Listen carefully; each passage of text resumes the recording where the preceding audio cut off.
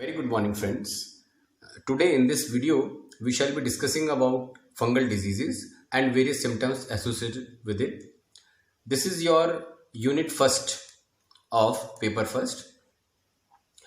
But before starting with fungal diseases, I would like to tell you about some of the basic definitions that we'll go through in this session.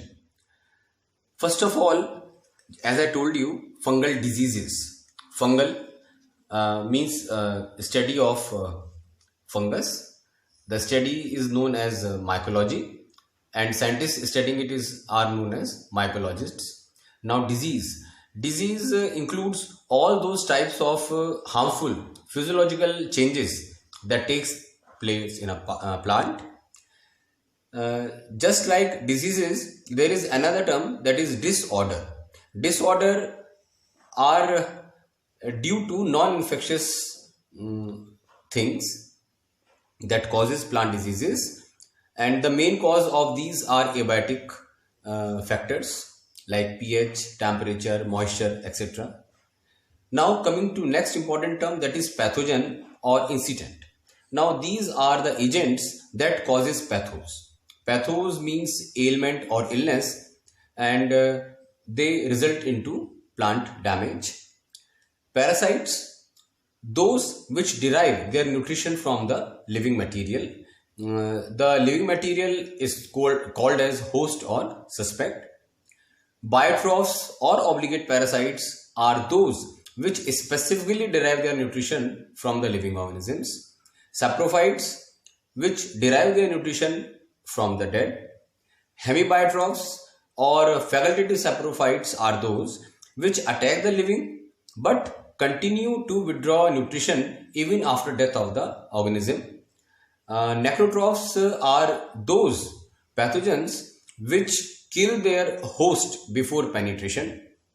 Now here I am introducing a new term, that is penetration. Penetration means when a tissue gets invaded by microorganism. Microorganism may be algae, fungi, bacteria or virus.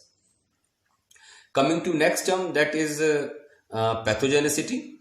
Pathogenicity is the ability of pathogens to cause disease.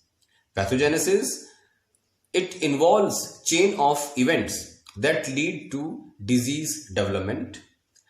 Now what is infection? Infection is establishment of causal organism in the host body tissue after penetration. So in this, the tissue, it establishes itself within the tissue, and this is known as infection. Coming to virulence, it is the measure or degree of pathogenicity of a pathogen. Incubation period, it is the period between infection and symptoms, the appearing of symptoms. Aggressiveness, it is the capacity of pathogen to invade, grow and reproduce within the host tissue. Coming to next definition, disease cycle. It is a series of events which come between infection and complete development of disease. Another important term, inoculum. When any organism, it reproduces by spores or sclerotia or any other mechanism, these are called as primary inoculum. The organism survives by the means of these things, and when it makes new infective bodies like these spores, sclerotia in the host plant, then we call them as secondary inoculum. Now these are very basic definitions that that we normally go through plant pathology. Now coming to plant diseases, the plant diseases can be studied under two main subheadings. One, those plant diseases which are caused by non-infectious agents, and another category which are caused by infectious agents. Non-infectious are also known as non-animate, and these are non-parasitic in nature. Like I told you, temperature, moisture, pH, gases, minerals, light. And one of the very good example of this is tip rot disease or necrosis in mango fruit, which is caused by the deficiency of mineral boron. Now coming to the infectious agents, these are animate or viral agents which are parasitic in nature, and they include algae, fungi, bacteria, nematodes, and so on. The diseases can be of three types on the basis of their spread: epidemic, endemic, and sporadic. Endemic means when the disease is confined to a particular area. Epidemic, when the disease occurs widely but periodically. And sporadic means when the disease occurs at irregular intervals and locations. Similarly, the disease can be localized or it can be systemic. Localized means when the disease is confined to a particular area of plant or animal, it is called localized. And when it affects the entire body, it is called as systemic. The diseases can be spread by means of soil, air, or seed.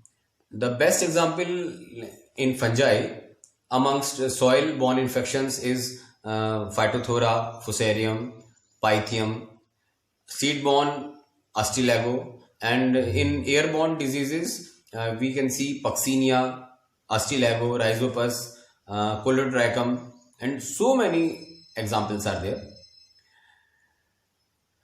The plant pathology includes the study of these causal organisms, their life cycle, and also the control of these plant diseases so as to reduce the losses done by these microorganisms to the plants, to these commercial plants. And in the course of research, it was found by Stevens in 1960 that host, environment, and pathogen, these three factors, they determine the amount of disease.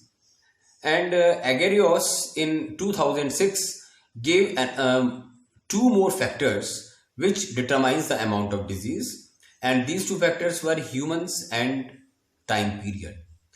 Humans are such a factor which interact and influence all these factors, that is host, environment, and pathogen. Now coming to symptoms that are caused by these diseases. Earlier there were two different definitions, symptoms and signs, but nowadays both these are used together. Nowadays we define symptoms as the external signs on the host plant which are characteristic of a given disease, and these are due to host parasite interactions. Earlier these were defined as changes in the host plant which help in recognizing diseases.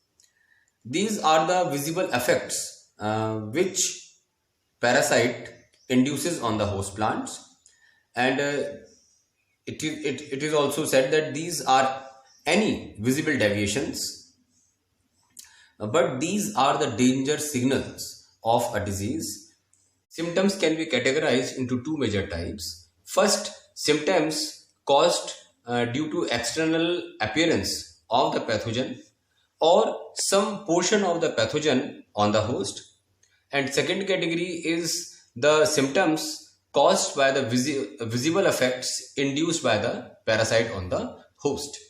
Now in the former one, where it was due to external appearance, we can find 5 more subheadings: mildew, smut, rust, sclerotia, and white blisters.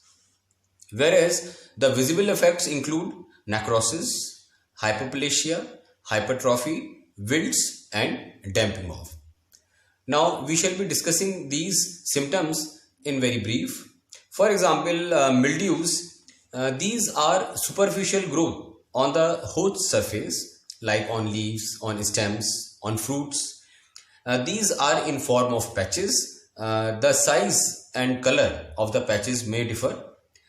These mildews are of two types: downy mildews and powdery mildews. Downy mildews, these are due to internal obligate parasites, and the growth is downy due to conidiophores and conidia. The powdery mildew is due to external parasites, and the mycelium, it makes white patches on the surface of leaf. Now coming to smut, in this the ears turns black or sooty. The best example is black smut in Astilago, caused by Astilago. Coming to next example, that is rust. Very common example of rust is Puccinia, showing different type of rusts: black, brown, yellow, and these are surface dwellers, small, colored pustules, red, brown, yellow, orange, black in color.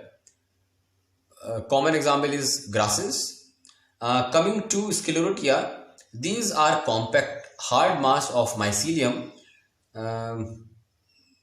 made up of fungal hyphae. These are black, violet, grayish, dark brown, or purplish in color. Very common example is ergot disease of rye. Coming to white blisters, as the name suggests, they look like blisters, and these are white, shining, blister like pustules. This disease is very common in crucifers. Coming to necrosis. Now in necrosis, we can find lesions and cankers, blight and rot. But what necrosis is? Necrosis is death or killing of host, and some of the examples are rot, blight, wilt, dieback, canker. Now these may be general or local, gradual or rapid, and they are named as dry rot, wet rot, soft rot, hard rot, brown rot, black rot, and so many categories are there. Now coming to lesions. In lesions, the disease is due to necrosis, but it gets limited to a small area. The tissue in the spot that is marked on the leaf or stem is dead, and it may be circular, subcircular or angular in outline. It is very minute, and when it falls down, it is known as short holes.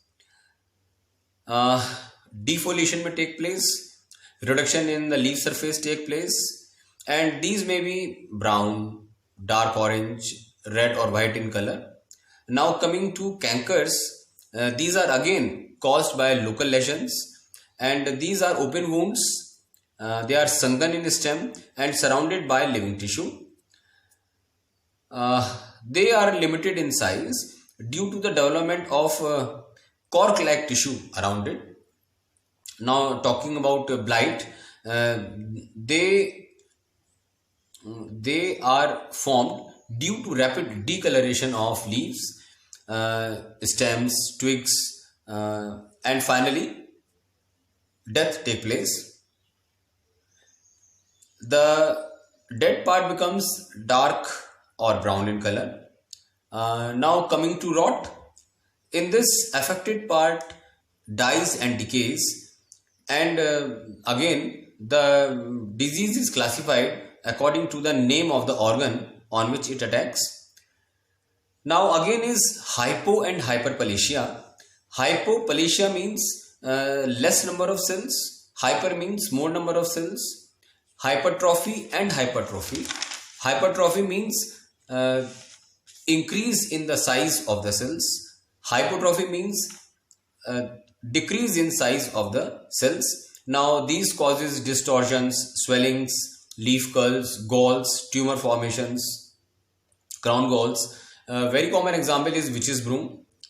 Talking about wilts, in this the entire plant body it droops down due to loss of turgidity, and it leads to plant death finally.